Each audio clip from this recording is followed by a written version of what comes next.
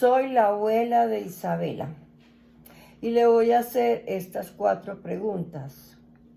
Ok. Di 7 derechos fundamentales. Perfecto. Los 7 derechos fundamentales, los 7 derechos fundamentales que voy a presentar son el derecho a la vida, a la educación, a la alimentación, y aún así, 1 de cada 5 niños en el mundo se muere de hambre, a la salud, al agua potable y para limpiarse, a la protección, a la libertad y a la identidad. Continúo. ¿Qué otros derechos poseemos los colombianos según la Constitución política? Bueno, según la Constitución política, nosotros los colombianos poseemos los derechos económicos, sociales y culturales, tales como el de la protección a la familia, la protección a la mujer, la protección a los niños, etc. Y cabe resaltar que otro de los derechos que poseemos es el de el medio ambiente. Continuemos. ¿En qué parte de la Constitución lo podemos encontrar? Bueno, los derechos se pueden encontrar del artículo 42 en adelante, que son los de la protección a la familia, la protección de la mujer, de los niños, adolescentes, personas de la tercera edad, discapacitados, derecho a la seguridad social, a la salud, vivienda, recreación, protección laboral, la huelga, la propiedad privada, etc. Y por último, están los otros derechos del medio ambiente y colectivos que se encuentran en el artículo 78 en adelante, que son la protección del consumidor, los recursos naturales y el espacio público. La otra, continúa.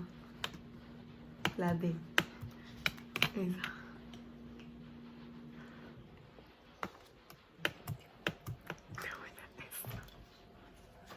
¿Cuáles son las formas de participación ciudadana según la Constitución y en dónde se encuentran? Bueno, las formas de participación ciudadana son el plebiscito, el referendo, el cabildo abierto, la iniciativa popular, el voto, que es lo más importante, la revocatoria del mandato y la consulta popular. Ay, sí, yo no soy tan... Hola, yo soy Olga Luz, tía de Isabela Agustín, que le voy a preguntar a Isabela 5 preguntas. Y la primera sería, ¿cómo está estructurado el Estado colombiano? Bueno, según el Estado colombiano, en el artículo 113 se presenta que el Estado colombiano está presentado por 3 ramas, que son la rama legislativa, ejecutiva y judicial. La rama legislativa está compuesta por 102 miembros de ellos representación de comunidades indígenas. Entre tanto, a Cámara de Representantes las conforman 166 miembros, de los que 161 son elegidos según su suscripción territorial. Y los 5 restantes representan a comunidades afrodescendientes, indígenas, colombianos en el exterior y minorías políticas. Perfecto. Qué pena. Y la rama judicial son los organismos, está compuesta por los organismos públicos autónomos constituyentes que constituyen entidades que sirven al Estado. Muy bien, Isabela. La siguiente pregunta sería, ¿quiénes componen la rama legislativa en Colombia? Bueno, la rama legislativa en Colombia cuenta con una estructura bicameral que integra al Congreso del Senado y Cámara de Representantes. Perfecto. Vamos para la siguiente. ¿Cuáles son las funciones de la Cámara de Representantes? Bueno, las funciones de la Cámara de Representantes son las siguientes: elegir al defensor del pueblo, examinar y concluir la cuenta nacional del Tesoro que le envían al Contralor General. Acusan ante el Senado los altos funcionarios del Estado, es la encargada de tramitar quejas y finalmente es la encargada de comisionar funcionarios públicos para efectuar las pruebas correspondientes ante los acusados. Muy bien, Isabela. Vamos para la siguiente. ¿Cuál es el periodo de sesiones del Congreso? Bueno, eso es un poquito larguita. La Constitución señala que el Congreso se reunirá a partir del 1 de septiembre de cada año para celebrar su primer periodo de sesiones ordinarias, excepto cuando el presidente de la República inicie su encargo. El 1 de octubre de cada 6 años, en cuyo caso se reunirá a partir del 1 de agosto y a partir del 1 de febrero para celebrar un segundo periodo de sesiones ordinarias. Y ya, Ya. continuemos. Bueno, continuamos entonces. ¿Cuáles son las funciones del Congreso al momento de Ay, No importa, no importa. ¿Cuáles son las funciones del Congreso al momento de hacer las leyes? Bueno, las funciones del Congreso al momento de hacer las leyes son permitir o prohibir el tránsito de tropas extranjeras por el territorio nacional, conocer las acusaciones que le llegan a la Cámara de Representantes, elegir al Procurador Nacional de la Nación, elegir los magistrados de la Corte Constitucional, autorizar al Gobierno Nacional para declarar la guerra a otras naciones, Yes. conceder licencia temporal al presidente para separarse del cargo, aprobar o prohibir los ascensos militares conferidos por el gobierno de rangos, y finalmente tiene dos funciones, que es la función constituyente y la función legislativa. Perfect. Go.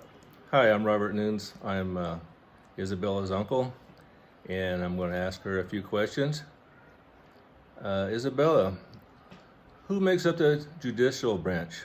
Ok, la rama judicial la componen organismos como la Corte Suprema de Justicia, la Corte Constitucional, el Consejo de Estado, el Consejo Superior de la Judicatura, la Jurisdicción Especiales y la Fiscalía General de la Nación, un organismo adscrito. Okay, and who makes up the prosecution?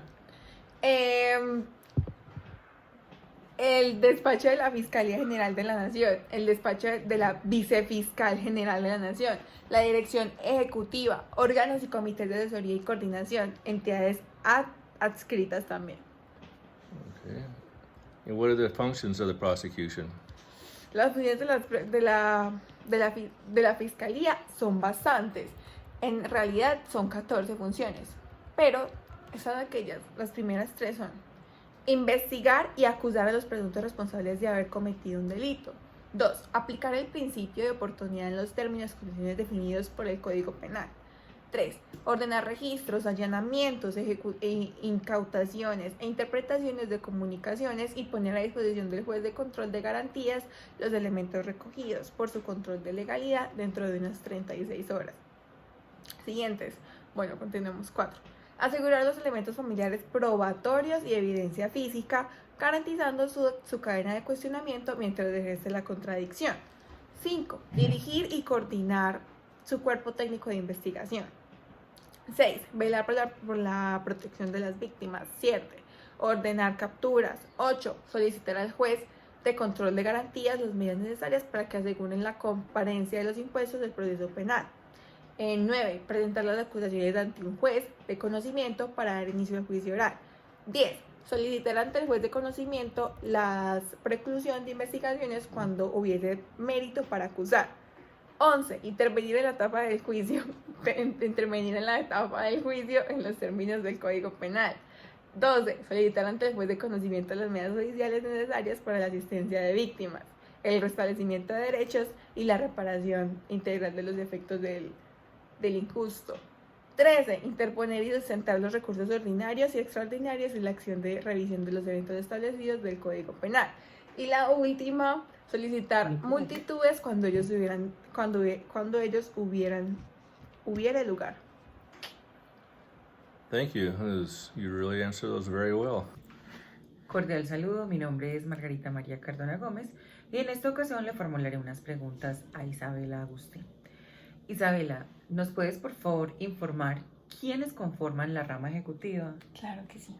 La rama ejecutiva está encabezada por el presidente de la República. También está compuesta por gobernaciones, alcaldías, ministerios y ministerios principalmente.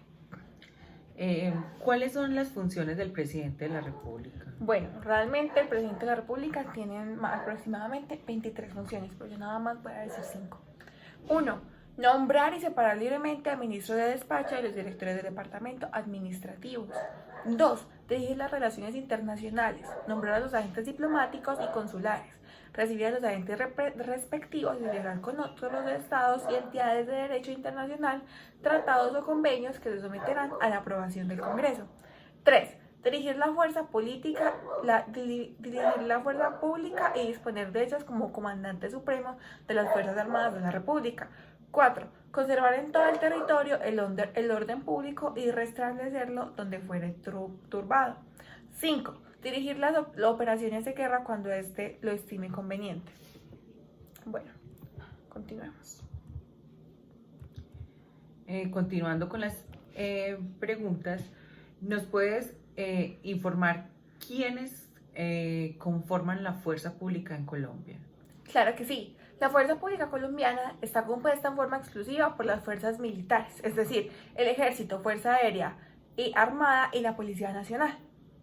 ¿Y nos puedes indicar cuál es la función de las fuerzas militares en Colombia? La función de las fuerzas militares en Colombia es defender la soberanía, la independencia y la integridad del territorio nacional y del orden constitucional, y el mantenimiento de las condiciones necesarias para el ejercicio de los derechos y libertades públicas, además para asegurar la paz entre los habitantes colombianos. Bueno, muchas gracias. Gracias. Cordial saludo, mi nombre es Margarita María Cardona Gómez, soy la mamá de Isabel Agustín.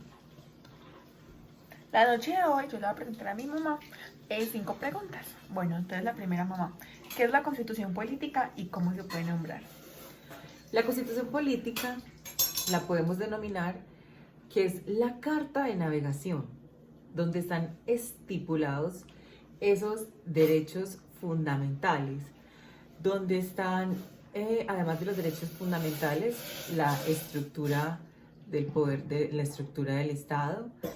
Y cuando digo yo que es la carta de navegación, como en su mismo artículo 4 lo dice, la Constitución es norma de normas, es la norma primigenia, es la norma fundamental sobre la cual se tienen que adecuar y basar todo el ordenamiento jurídico.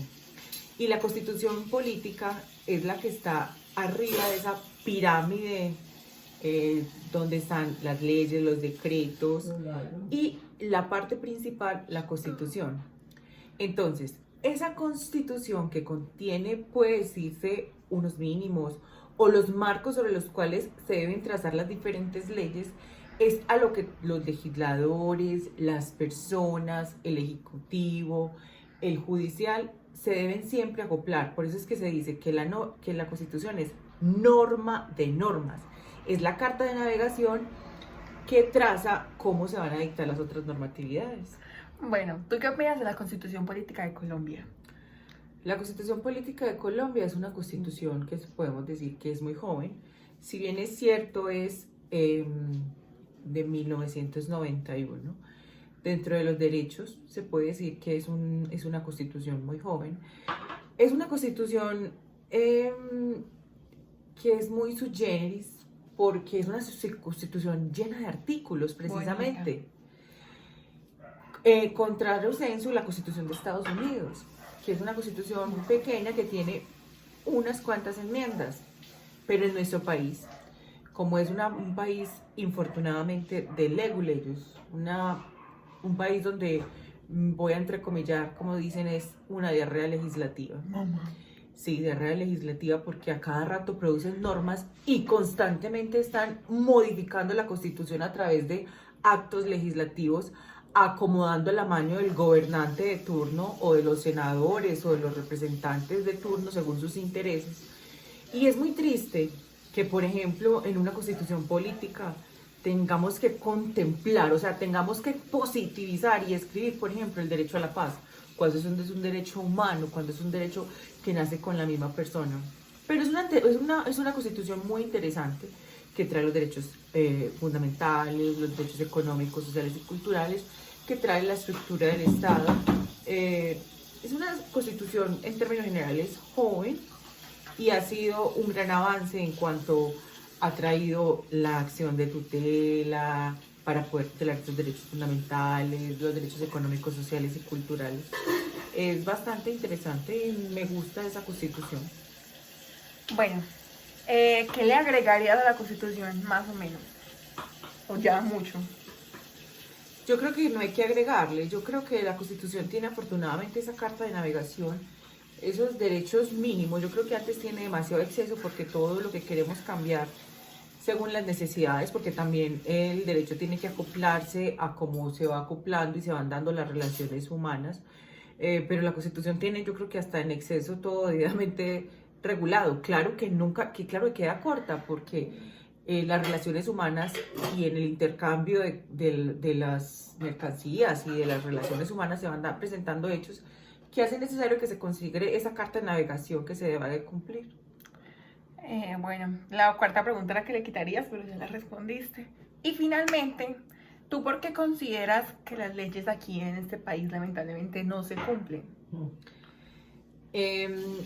Infortunadamente para poder responder, bueno, a ver, infortunadamente para poder responder esa pregunta tendríamos que irnos como a nuestra génesis, de dónde venimos y quiénes somos. Y no, es muy cierto definitivamente que nosotros somos muy diferentes a los anglosajones. Nosotros venimos de españoles cuando vinieron aquí y empezaron a atacar y pues destruyeron a los indígenas, a todos estos ancestros que habían acá, y pues nosotros somos herencia y producto de toda esa combinación y herencia de esos ladrones, esclavos que vinieron a ser. Entonces nuestra mente está hecho como para otras cosas, no como el anglosajón que uno ve que en su estructura es diferente. Aquí no se cumple porque las leyes están hechas para los de Ruana, están hechas para unos cuantos, están hechas para las necesidades del que ayuda a llegar al poder, y él puede diseñar esas leyes a sus necesidades. Entonces, es mucha falta de democracia y las personas no se ven representadas ni en sus gobiernos, que muchas veces eligen, que también quizás no eligen por no salir a votar, por la desinformación, por la falta de educación, y entonces no se ven representadas. Las leyes es para los de Ruana y afortunadamente por eso es que no se cumplen, porque tampoco hay una cultura de cumplimiento de leyes.